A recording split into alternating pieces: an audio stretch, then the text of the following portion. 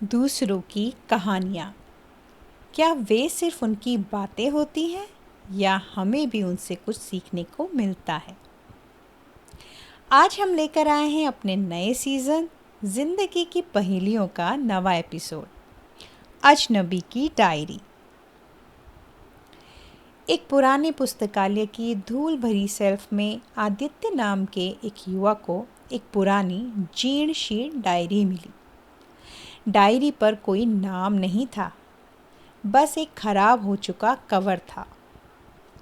Diary के पन्ने पीले पड़ चुके थे और स्याही भी फीकी हो गई थी। ये किसी अजनबी की डायरी थी। आदित्य ने उत्सुकता से डायरी खोली और पढ़ना शुरू किया।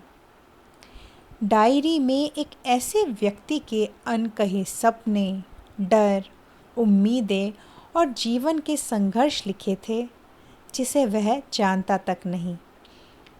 उस अजनबी ने अपने जीवन की हर छोटी बड़ी बात इस डायरी में उतार दी थी। क्या यह डायरी सिर्फ एक अजनबी की कहानी थी या आदित्य को इसमें खुद की कोई झलक मिलने वाली थी? जैसे जैसे आदित्य डायरी के पन्ने पलटता गया, उसे लगा जैसे वह उस अजनबी के जीवन का हिस्सा बन गया हो। अजनबी ने अपनी नाकामयाबियों के बारे में लिखा था, उन सपनों के बारे में जो पूरे नहीं हुए और उन डर के बारे में जो उसे हमेशा सताते। लेकिन उसने अपनी छोटी छोटी खुशियों, अपनी उम्मीदों और अपने प्यार के बारे में भी लिखा था। आदित्य को एहसास हुआ कि अजनबी के कई डर और सपने उसके खुद के डर और सपनों से मिलते जुलते हैं। उसे लगा जैसे वह अजनबी कोई और नहीं, बल्कि खुद उसका ही एक प्रतिबिंब है। डायरी पढ़ते पढ़ते आदित्य ने अपनी पिछली गलतियों को समझा। उसने देखा कि अजनबी ने जिन चुनौतियों का सामना किया था, उनसे आदित्य भी गुजरा था। डायरी ने उसे सिखाया कि जीवन में मुश्किलें सबके साथ आती हैं और उनसे कैसे निपटना है।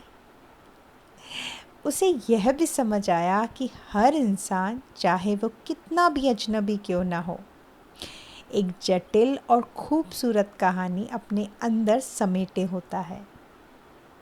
और अगर हम दूसरों की कहानियों को सुनते हैं तो हम सिर्फ उन्हें नहीं समझते, बल्कि खुद को भी बेहतर समझने लगते हैं। डायरी ने आदित्य को सिखाया कि हम अकेले नहीं हैं। हमारे डर, हमारी खुशियाँ, हमारी आशाएं, यह सब सार्वभौमिक है। क्या यह डायरी सिर्फ एक कागज का टुकड़ा थी या आदित्य के लिए आत्मखोज का एक रास्ता? आदित्य ने उस दिन अजनबी की डायरी का रहस्य समझ लिया। उसे पता चला कि दूसरों की कहानियाँ सिर्फ उनका इतिहास नहीं होती, बल्कि वो हमारे लिए एक दर्पण की तरह होती है। वो हमें दिखाती हैं कि हम क्या हैं, हम कहाँ जाना चाहते हैं और हमें क्या सीखना बाकी है। तो क्या आप भी किसी अजनबी की कहानी को सुनना चाहेंगे? और क्या आप भी उसमें अपनी कोई झलक खोज पाएंगे? आप इस पहेली को कैसे सुलझाते? हमें कमेंट्स में और सोशल मीडिया पर अपनी राय ज़रूर बताएं। ज़िंदगी की पहेलियों के अगले रहस्यमय एपिसोड मौन का संगीत को मिस न करें। अभी वियाना वॉइस को सब्सक्राइब करें।